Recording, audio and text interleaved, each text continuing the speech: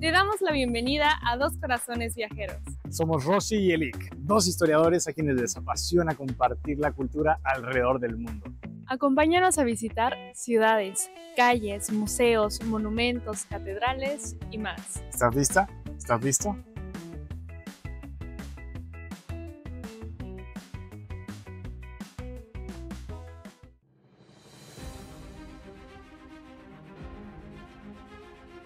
Nos encontramos en el museo más visitado de todo el mundo, el Musée du Louvre en París. Aquí se encuentran obras de arte de gran relevancia como La Libertad guiando al pueblo de Delacroix, La Venus de Milo, La Victoria alada de Samotracia y, por supuesto, la polémica Mona Lisa de Leonardo da Vinci. En este video te contaremos todo acerca de la historia del museo y de sus piezas más emblemáticas.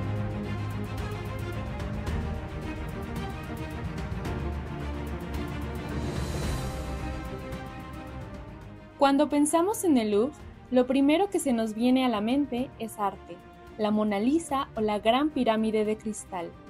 Pero, ¿sabías que el Louvre nació como una fortaleza medieval para defender París? A finales de los años 1100, en plena Edad Media, el rey Felipe II ordenó levantar una gigantesca fortaleza en la orilla del río Sena. No era un palacio elegante, sino un castillo cuadrado, rodeado de fosos, con torres en las esquinas y una enorme torre central que imponía respeto. Esta tenía más de 30 metros de altura y era un símbolo del poder del rey sobre sus dominios. Además de proteger la ciudad de distintas invasiones, una parte del Louvre fungía como prisión, mientras que otra era utilizada para resguardar el tesoro real. 2 siglos más tarde, a mediados de los 1300, la ciudad de París se había expandido más allá de las murallas del Louvre, por lo que fue necesario construir nuevos muros, y los del castillo dejaron de funcionar como defensa. Hacia 1365, Carlos V trasladó la residencia real de la Ile de la Cité, la isla de la ciudad, donde hoy se encuentra la Conciergerie, al Louvre, y la transformó en un edificio más refinado. Mandó abrir ventanas, construyó salones más cómodos e instaló jardines. Incluso creó aquí la primera biblioteca real de Francia. Así, el Louvre dejaba de ser solo un bastión militar para convertirse poco a poco en un palacio real. En el año de 1528, el rey Francisco I decidió destruir la vieja torre central e hizo que los muros del Louvre adquirieran el aspecto de una nueva corriente artística italiana, el Renacimiento. El interés del monarca por el arte renacentista explica que haya invitado a la corte a diversos artistas renombrados, como Leonardo da Vinci, Rosso Fiorentino y Primaticce, quienes también participaron en las obras de otros palacios reales de París. En 1546, Francisco I eligió el Louvre como residencia principal en París y emprendió remodelaciones para implementar en el palacio el lujo y la suntuosidad que tanto admiraba de los palacios italianos. Con su hijo Enrique II, el Louvre terminó de transformarse en un palacio renacentista. Uno de los sitios más destacados fue la Sala de las Cariátides, concebida como un espacio de baile. En la parte superior de uno de sus muros apreciamos una galería para músicos sostenida por cariátides. Te preguntarás, ¿qué es una cariátide? Es una columna esculpida con forma de mujer, una extraordinaria forma de crear arte mientras se da soporte que viene de la antigua Grecia. Aquí sucedieron grandes acontecimientos históricos, como la ceremonia funeraria de Enrique IV luego de su asesinato y la primera actuación de Molière ante Luis XIV, interpretando sus comedias El despecho amoroso, El atolondrado y Las preciosas ridículas. Unos 150 años después de su construcción, el salón se convirtió en una galería de esculturas clásicas procedentes de la colección de Luis XIV. A finales de los años 1500 y principios de los 1600, Enrique IV llevó a cabo grandes obras en el Louvre. Desafortunadamente, como te mencionamos hace un momento, este rey fue asesinado en 1610. Un fanático religioso que se oponía a su política de tolerancia lo apuñaló al salir de su carruaje, poniendo fin de manera trágica a su reinado. A pesar de todo, la obra más destacada que legó este rey al Louvre fue la Gran Galería, con la que lo conectó al Palacio de las Tullerías, hoy desaparecido. creando así un enorme complejo arquitectónico que en aquel entonces medía 460 metros de largo, el mayor de Europa en esos años. En la planta baja se hallaban los talleres y las viviendas de los artistas protegidos por el rey, mientras que en el primer piso se exponían las obras de los miembros de la Real Academia de Pintura y Escultura. Otro acto relevante que tenía lugar aquí era la ceremonia del toque real, en la que el soberano tocaba las escrófulas, es decir, los ganglios infectados de los enfermos. ¿Y para qué? Pues se creía que el rey tenía el don de curar con el simple tacto. Dicha cualidad se conoce como taumaturgia. Otro de los espacios importantes del palacio era la pequeña galería, pero un incendio la consumió en 1661. Luis XIV inició de inmediato la construcción de una galería aún más espléndida, empleando a los mejores artistas de la época. Se convirtió en la Galería de Apolo y, visto en retrospectiva, fue un espacio donde Luis XIV experimentó para crear 20 años más tarde la Galería de los Espejos de Versalles, de la que hablamos en nuestro video sobre ese palacio.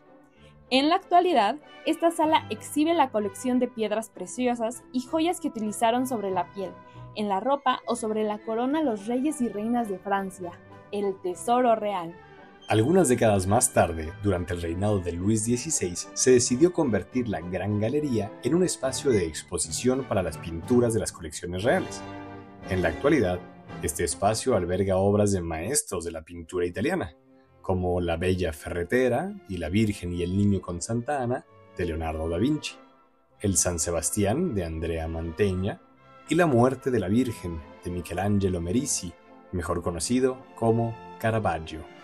Sin embargo, los tiempos cambiaban en Francia. Durante los años 1700, pensadores como Voltaire, Rousseau, Montesquieu habían propuesto nuevas formas de organización política y social.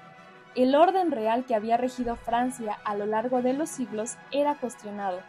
En 1789 inició la Revolución Francesa y 4 años más tarde el rey Luis XVI y la reina María Antonieta encontraron la muerte en la guillotina.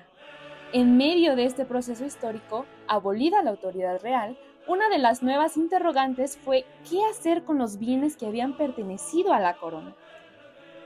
En cuanto al Palacio del Louvre, se decidió abrir sus puertas a quienes habían dejado de ser súbditos del rey y ahora se habían convertido en ciudadanos de Francia. El 10 de agosto de 1793, una parte del Louvre abrió al público con el nombre de Museo Central de las Artes de la República. A partir de entonces, el Louvre comenzó a enriquecer su colección ya con una mirada distinta. No engrosar las colecciones reales, sino formar una colección propiamente de museo.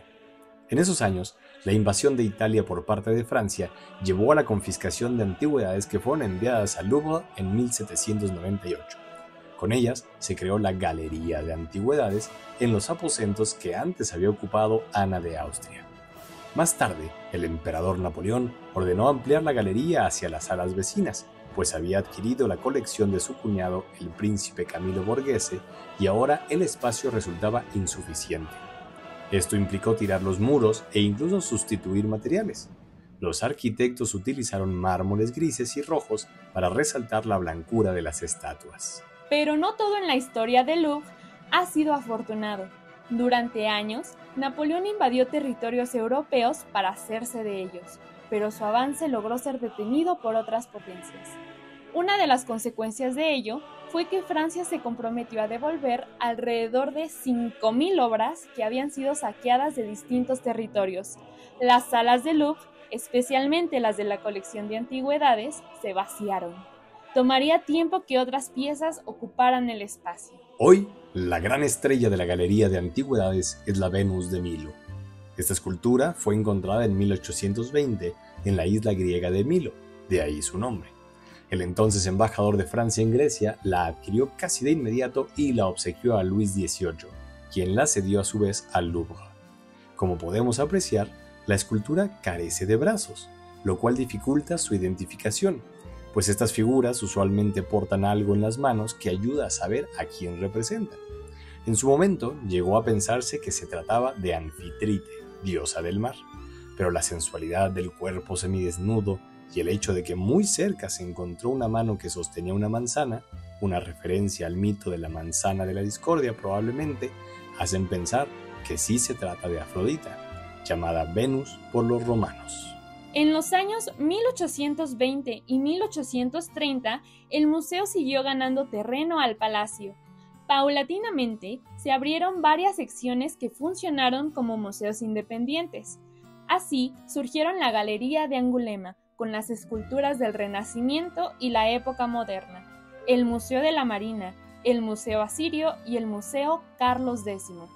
Este último se situó en el espacio que habían ocupado los aposentos de las reinas y luego la Real Academia de Arquitectura. Ahora se convirtió en la primera sección del Louvre dedicada a Egipto. Su creador y director fue nadie más y nadie menos que Jean-François Champollion, el investigador que en 1822, con tan solo 32 años de edad, había logrado descifrar los jeroglíficos egipcios, lo que abrió importantes puertas a la comprensión de aquella civilización. Actualmente, la entrada a la colección egipcia es vigilada por la gran esfinge de Tanis, un ser con rostro de faraón y cuerpo de león. Custodia las más de 6.000 piezas que reseñan casi 5.000 años de historia de Egipto. Vamos a mediados de los años 1800 y aún tenemos mucha historia y obras de arte de las que hablar. Continuaremos en la parte 2.